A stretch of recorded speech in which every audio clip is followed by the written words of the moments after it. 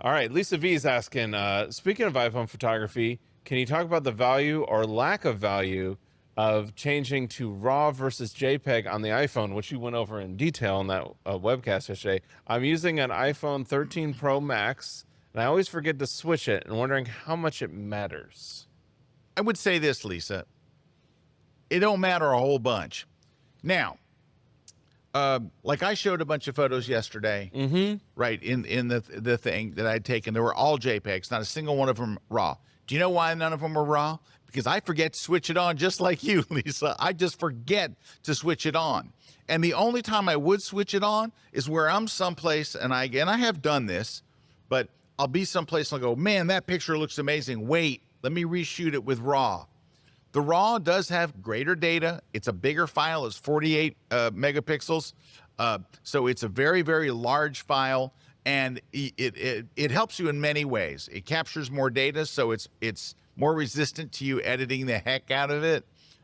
It's going to have a greater tonal range. Yeah. And if you need to crop it down, there's plenty of megapixels to still have a very high resolution image when you're done. But honestly, Lisa, I mean, it does give you a better file, but it eats up phone stuff like amazing. A JPEG on your phone is 2.8 meg, and a 48 megapixel RAW is 75 megabytes. If you click the button 14 times, it's a gig. Yeah. So and it's the same way with a mirrorless camera. It's the same way with a DSLR. Yeah. Like if you shoot that, it is. But I think what it comes down to is what you were talking about. What you're standing in front of, do you need to push it in post? Because here's the thing, like you and I know, if you're standing in a beautiful scene like Tuscany and the sun's rising and you've got the fog and the trees, if it's a JPEG and you expose it right, it looks great. You're great. And you might only push it this much in post because it's already looking great. But if you were there and you're like, man, I wish I could push this a little bit more, well, then turn it to RAW.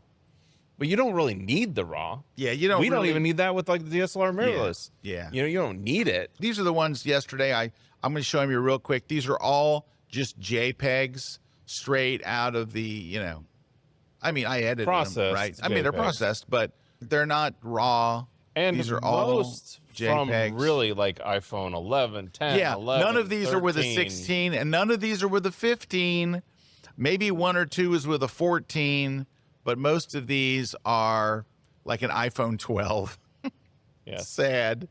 But yeah, I had a long, long time on the iPhone 12 because I wasn't able to upgrade. So these are literally, even that long exposure that you just saw, that's all done on the iPhone, just using the regular iPhone app. So yeah, these are all iPhone shots. Yeah. And they're all JPEG, every one of them. Every one of those were all iPhone photos, and they were all in JPEG, every one of them.